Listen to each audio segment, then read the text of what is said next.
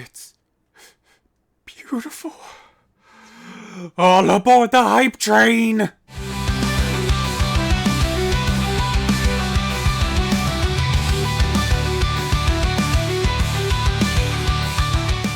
Hey guys, I'm the Digiologist, and boy is it good to be a Digiologist right now. As many of you may know, we recently got a glimpse of a newly discovered area in the digital multiverse. The Time Stranger universe, which we'll see travel to the digital world Iliad. So I figured what better time than now than to cover the guardians of this digital world. That's right.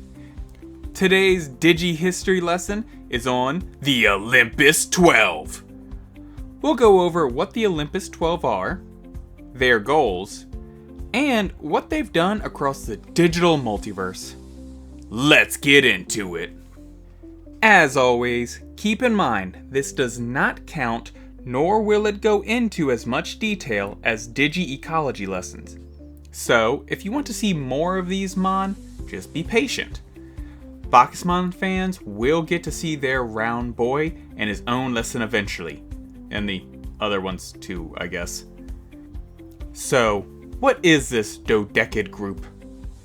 Well, the Olympus 12 are a group of 12 Digimon based on the Greco-Roman Olympians, with each one bearing the name of a Roman god. Let me show you what I mean, starting with Marsmon. Yes, this Wish.com king is the Digimon god of war. Uh-oh. Apparently, Digimon do have gods, so just kind of go with that.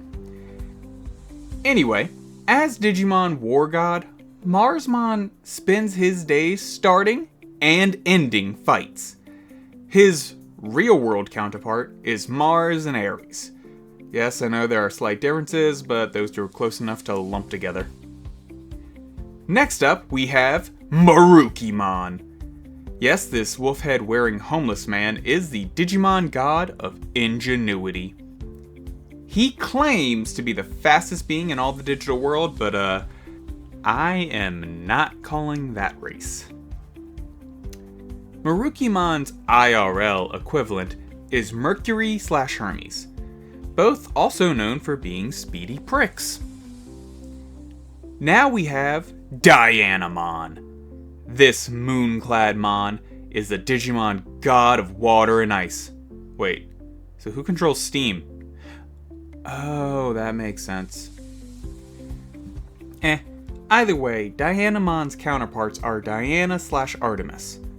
Fun fact, while these two do have some lunar relation, neither is a goddess of water or ice. Okay, so I used fun fact loosely there. Sue me. Then we have the burning boy, Apollomon. Apollomon is the Digimon god of the sun, or, maybe Escryed. That's right, I remember that anime. Apollomon's real-world counterpart is, unsurprisingly, Apollo. That's right, Apollo for Greek and Roman. Thanks for making it easier, guys.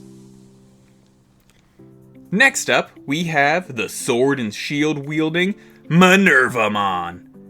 This little imp of a goddess is in charge of strategic warfare. You could call her the Loli Sun Tzu, but please don't. Minervamon is one of the first that have different forms. She has the smaller X antibody form, and the superior and more mature Mervamon form. Take a wild guess which one I prefer. Minervamon's counterparts are Minerva/Artemis, neither of which makes me feel like Mervamon. But now let's look at a big bird. Yes, this is Sarismon, an enormous bird-like Digimon that bears the sacred forest Capros Hule, which is said to have the best fruits in all the digital world. Makes sense, as Sarismon is the Digimon god of fertility. Sarismon is so large that to interact with most other Digimon, it uses this, Sarismon Medium. Medium as in go-between. I checked, there is no Sarismon small. Yet. Now, did the big island bird need to make its medium gorgeous? No. It did that for us. Sarismon's Greco-Roman counterparts are Ceres and Demeter. Those losers aren't even big birds. Speaking of big guys though, behold, Bacchusmon! Bask in his rotundness. This Power Ranger villain is the Digimon god of getting turnt. Do people still say that? I'm kind of getting old. Bacchusmon both makes and consumes obscene amounts of alcohol. Its favorite kind of wine is made from Sarismon's fruits. They actually get along great, which means I now need to worry about a giant drunk flying island. Bacchusmon has another mode called Cropulence mode, where it seems to give in to its drunken madness, which I'm sure is fine. Bacchusmon's counterparts are Bacchus and Dionysus. These guys would party so hard. But enough of him, let's talk about love. Meet Venusmon, Digimon god of love, and one of the few Mon that gives Lilithmon a run for her money. Oh my. As the love goddess, Venusmon wanders the world spreading purity and love. Venusmon's real-world equivalents are Venus and Aphrodite, and according to my notes here, they are way more effed up than this pure Venusmon. Really? A bull? Disgusting. Anyway, let's talk about my personal favorite of the Olympus 12, Volcanusmon. Yes, this multi-armed master of tools is a Digimon god of smithing. He has made such items as Beelzemon's Baron Henna and Astamon's Oro Salmon. So, you know he's legit. Don't get too excited though, Volcanusmon doesn't make weapons for just anyone. Only those who can master his gifts get sick gear. Everybody else gets knockoffs. Volcanusmon's counterparts are Vulcan and Hephaestus, both of whom wish they had a bunch of arms. Then we have Neptunemon, Digimon god of my nightmares. Okay, the sea, but that's where nightmares are kept. Neptunemon governs all aquatic Digimon, or at least he tries. I have a hard time believing that some of these guys listen to him. Neptunemon's real-world counterparts are Neptune and Poseidon, some of the worst gods if you ask me. Next, we have a true queen, Junomon, Digimon god of Yandere. I joke, but only a bit. Junomon spends her time obsessively protecting Jupitermon and eliminating any potential threats to him.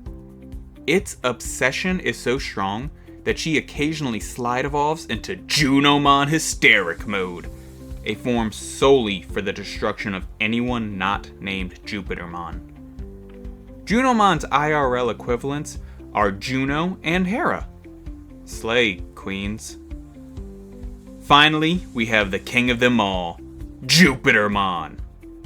As the Digimon god of the skies, Jupitermon doles out justice from the heavens via lightning bolts, or smiting bolts. He generally does this dispassionately to be a fair judge. But if you screw up bad enough, you can anger him and he can become Jupitermon Wrath Mode, a lightning-clad embodiment of metal. Hell yeah! Jupitermon's real-world counterparts are Jupiter and the patron saint for sex offenders here, Zeus. Plutomon and Titamon are not included in this group, but they are related. Not covering them because this lesson is already long enough, but just saying. So, what do the digital deities do? In general, they are caretakers of Digital World Iliad. The TLDR of Iliad is a different digital world than the standard one. This one run by Homeros instead of Yggdrasil, and instead of the Royal Knights, they have these dorks. There's more to it than that, but Iliad deserves its own lesson, so for now, just know these guys take an active role in protecting the balance of their own digital world, even if it doesn't always go well. So, what does the Olympus 12 do across the digital multiverse? Well, keep in mind this is about the group as a whole, so times when Apollomon was a brainwashed general, or Marukimon got shot, don't count. So, there are two significant appearances of the Olympus 12. First, in the Crusaderverse. The Digimon Crusaderverse. Here, Homeros wanted Digimon to be wild, free, and amoral, living by their whims instead of their conscience. Unfortunately, the Olympus 12 kinda taught the inhabitants of Iliad about good and evil, ruining the plan. Instead of moving on or accepting this, Homeros does the rational thing and gives an army of Titamon to Plutomon and says, kill him. Most of the Olympus 12 get to the standard digital world, but through some plot, Jupitermon's memory is suppressed and he is reverted to Aegeomon, who just so happens to appear here. Eventually, he regains his memory and returns to being Jupitermon, facing off against Plutomon in one final battle. But now let's talk about the time they invaded the standard digital world. Yes, over in the New Century universe, the Olympus 12 were sent by Homeros to investigate Yggdrasil's realm. Initially, they looked for the Royal Knights, but found only Goldramon and Megadramon, disguised as Galliantmon. After failing to convince them that he was a Royal Knight, Marsmon and Goldramon went at it, with Goldramon X-evolving. Having been sent back, the Olympus 12 report that the Royal Knights and Yggdrasil are missing. Homeros decides that without Iggy, the digital world could collapse, unless they took it. Thus began the invasion proper. Neptunemon attacked Ancient Mermaimon's army in the Ned Ocean, winning. Jupitermon and Junomon face off against Bahumon and Magnadramon. Again, they won. Bacchusmon begins poisoning everyone, which is definitely what the good guys would do. And Megadramon runs into Volcanusmon and Venusmon.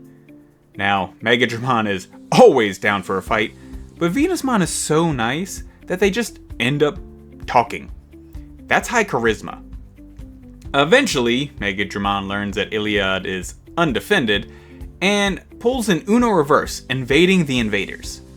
Apollomon and Dianamon try to stop him, but he is too much for them. Eventually, they get a Deus Ex Digita and are able to DNA Digivolve to Grace Novamon, an enormous and powerful Digimon. In response, Megadramon X-evolves and we don't know.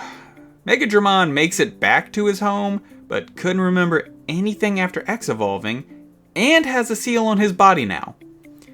But this battle was so intense, the Olympus 12 all retreated and halted the invasion.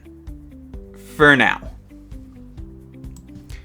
So, overall, I really like the Olympus 12. With one or two exceptions, I think they all look super cool, and they actually do some good, unlike certain groups. Plus, Volcanusmon just looks so cool to me. So, that's the Olympus 12. Did you guys learn anything new? Do you like this group of Digimon? Are you hoping to either fight them or have them on your team when we finally get to see what's going on in the Time Stranger universe? If you like this kind of Digimon content, please like and subscribe. Seriously, this one took a while. This is definitely my longest video. As always, guys, I'm the Digiologist, and thank you so much for watching.